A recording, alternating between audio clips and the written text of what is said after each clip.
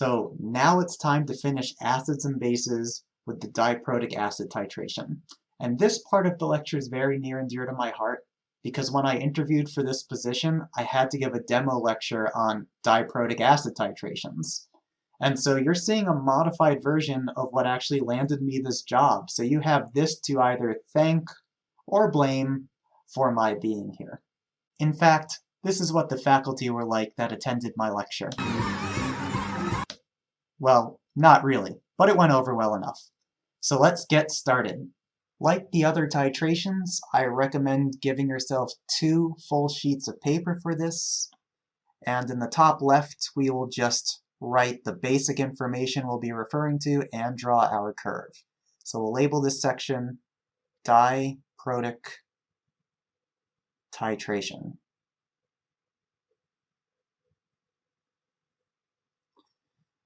And we will make our axes like always.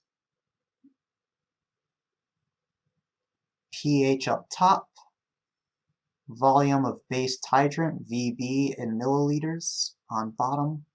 For the pH, just like what we've done before, we're going to have 12 tick marks, 1 up top, then divide in half, then divide in half again, and then divide into thirds.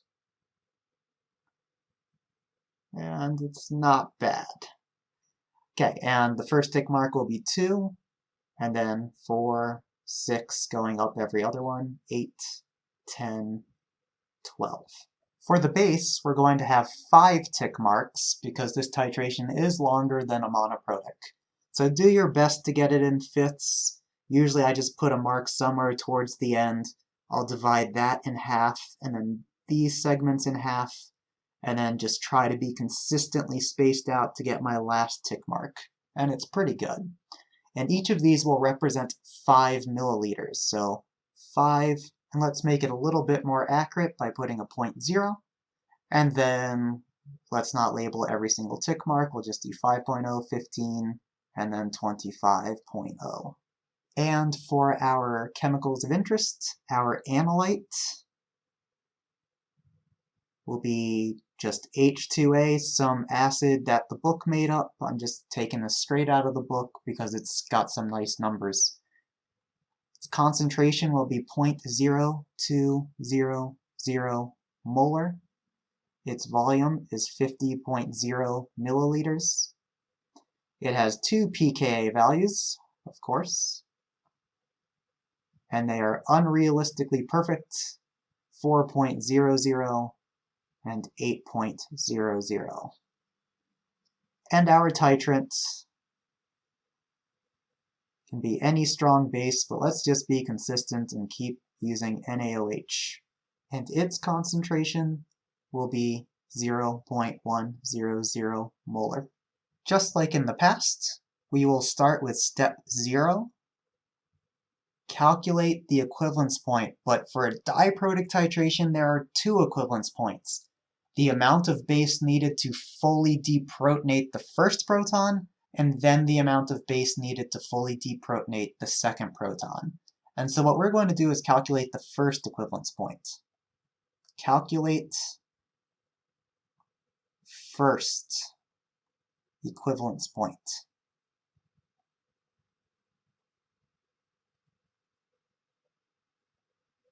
So we'll go with the VE abbreviation, but we'll put a 1 there.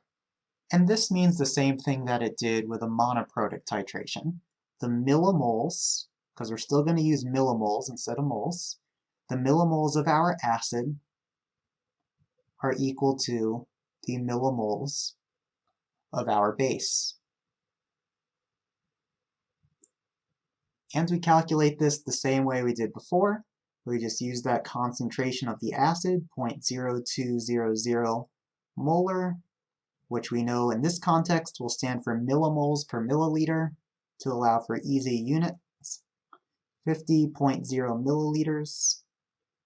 And then we set this equal to 0.100 molar times whatever this volume must wind up being.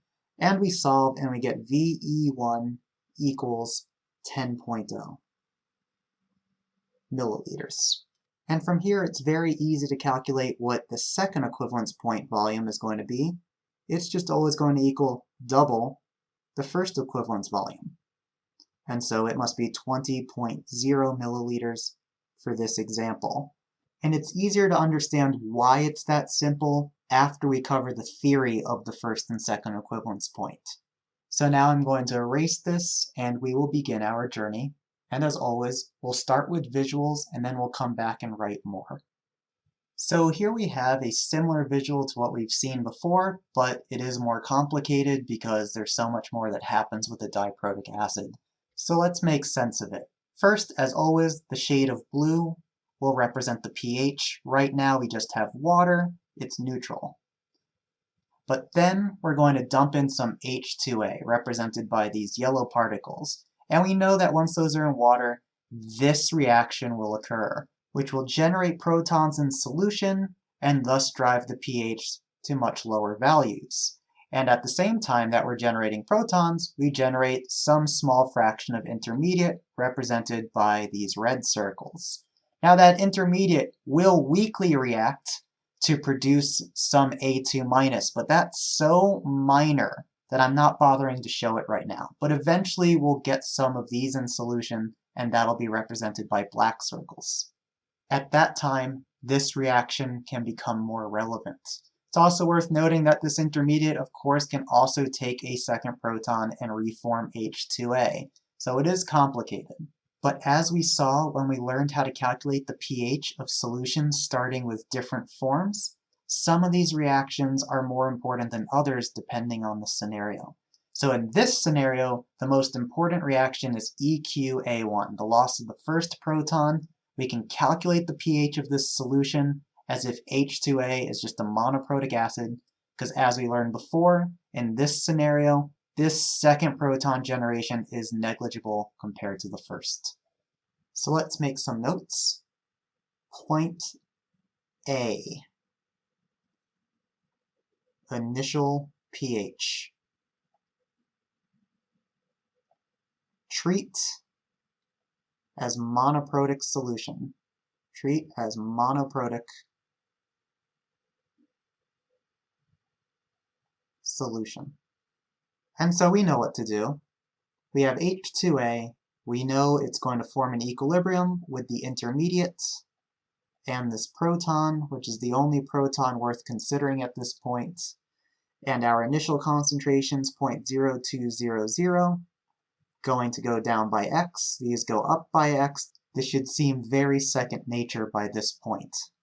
Set up the K expression. We use K1, which is just 1.0 times 10 to the minus 4, which I get just by doing that 10 to the minus pK value. In this case, the first one, since we're dealing with the first proton loss. And then on the other side of this equation, we will set it equal to x squared over 0.0200, I'm going to stop writing units, minus x. Unfortunately, if we were to small x this, it would not work. So let's just write a note, quadratic needed. It's just for this problem, chill. And don't worry, I'm not breaking our deal. Any problems I actually give you on the homework or exams will still be small xable. You still just have to prove it. So let's just write the note, quadratic needed.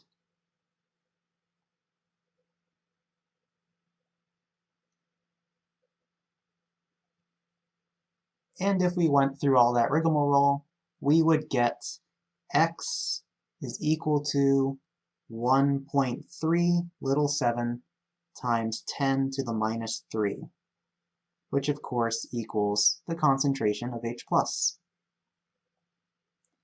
After that, we just negative log, and we get pH equals 2.86. 2.86. So let's toss that point into our titration curve, just a little bit below the 3 mark. We'll label that A. And so here's where we're at. Now let's begin the actual titration. As we add hydroxide from the strong base, this neutralization reaction begins, and it's like the other ones you've seen. Hydroxide deprotonates the acid, but only once, leaving behind the intermediate and forming H2O. Eventually, we will have significant quantities of both of these in solution, and we will be in a buffer region like what we saw with the monoprotic weak acid titration. At that point, we can use the Henderson-Hasselbalch equation that uses the pK1 value, since we're ultimately dealing with the first proton being lost in this reaction. And if we were to titrate to the halfway point to the first equivalence volume, we would have a very similar situation to what we saw at the halfway point in a monoprotic titration.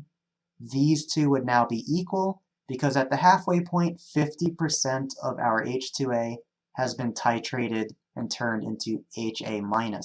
Notice I'm still not bothering to show any A2-, that is still very minor in amount compared to the other two species. But if these are equal, then we know from the Henderson-Hasselbalch equation this goes to 0 and pH equals pK1. So let's make some notes on that. Let's write point B, which represents halfway to VE1. And in this titration, that would be 5.0 milliliters, because we calculated the first equivalence point as being 10. The only notes we're going to make: H2A concentration equals HA- concentration, guaranteed at this point. And so via the HH equation, as we have proven many times up to this point, the pH must be equal to the pKa value, in this case the first one, pK1, so our pH is just 4.00. And that's really the only math I need you to show. pH equals pK1 equals 4.00. The implication is that you understand that at this point you don't need to bother going through the Henderson-Hasselbalch equation to arrive at that result. And so let's just add that to our curve. At 5.0 milliliters, we have a pH of 4, and that is point B. And let's remember that we are smack dab in the middle of a buffer range right now, and that buffer range extends 1 unit below and 1 unit above that pKa value. So the way I'm going to draw this is with a tiny sharp rise from point A and then a shallow change in pH to point B. It's really hard to show that tiny sharp rise since the pH at point A is so close to 3 where the buffer region begins, but it's there.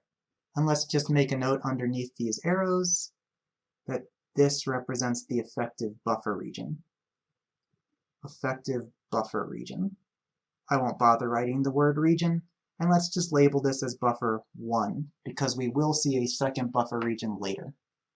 And now back to our visual. Here we are at halfway to the equivalence point. Let's go all the way to the equivalence point, at which point all of our H2A has been converted to the intermediate species HA-. And at this point it's like we have a solution that's just nothing but the intermediate as our starting point. And we learned how to calculate the pH of that type of solution. It's just 1/2 times pK1 plus pK2.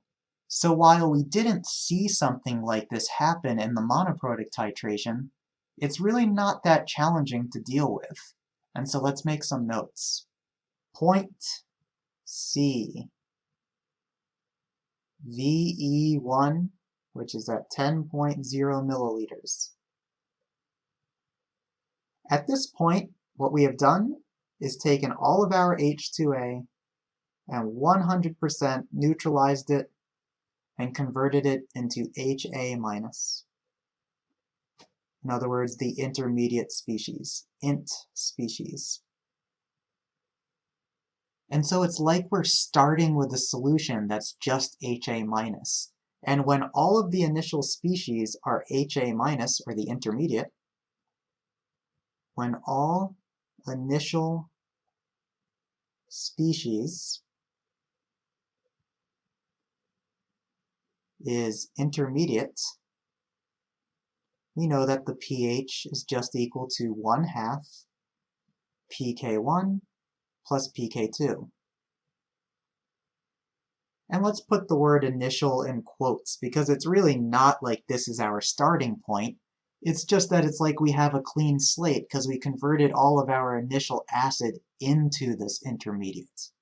So let's quickly plug in the numbers. pH is equal to 1/2 4.00 plus 8.00, which equals 6.00. And now let's just toss that into our curve. So at 10.0 mils, we have a pH of 6. We'll label that point C, and I'll connect the equivalence point to the halfway point the way we've seen in the past. I'll start at the equivalence point, point C, draw a sharp change in pH down to where that buffer range ends, and then I'll do a shallow change in pH to connect the rest, since we do have an effective buffer solution until that pH rises above 5. Now let's go do one more point in this video. So here's where we left off in our visual. All of our H2A is converted to intermediate, but of course that intermediate will start to react with the water and either form H2A or A2- in equal concentrations for the reasons that were shown earlier. So we can represent that here. We get a little bit of each. And now we're going to keep adding hydroxide from the strong titrant. And that hydroxide is now going to start taking away the second proton from that intermediate and forming appreciable amounts of the fully deprotonated base form. And eventually we're going to have a second buffer solution forming, but this time it will be based on an appreciable mix of these two species, and the relevant pK value is the second one for our Henderson-Hasselbalch. At this point, the tables have flipped, and while we most certainly must have some H2A, it's so minor that I'm not going to show it anymore in the visual. If we keep on titrating, we will eventually reach a point where 50% of the intermediate has been converted to A2- and these concentrations are equal, and once again we have a relationship pH equals pKa, but in this case the second pKa. And we call this point, well, mathematically speaking, it's 3/2 times the first equivalence point, which is just equal to 15.0 milliliters. But from the titration curve's point of view, 15 milliliters is going to be halfway between the first equivalence point and the second. So it's the midpoint between VE1 and VE2. So let's just write a quick note about this. Point D, mathematically, that would be 3/2 times VE1, which is really just the midpoint between equivalence volumes. For this example, that's 15.0 milliliters.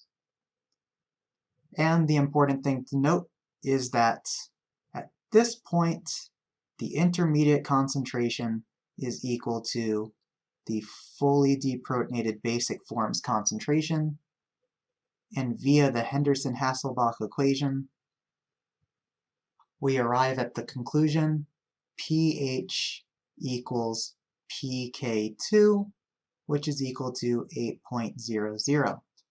Let's add that to the curve. At 15, we're at pH 8, point D, and we are in yet another buffer region. So let's draw those arrows, plus and minus 1 above that pKa value. We'll label this effective buffer 2, FBuff2. And like before, we need to take that into account when we're drawing this curve. So starting at point C, I'll do a sharp rise up to pH 7, and then a shallow rise up to D. At this point, we have 4 out of 5 of our special points. You can probably guess what the 5th special point is. It would be the second equivalence point. That's definitely the roughest of the 5 to deal with. So let's just do that in the next video.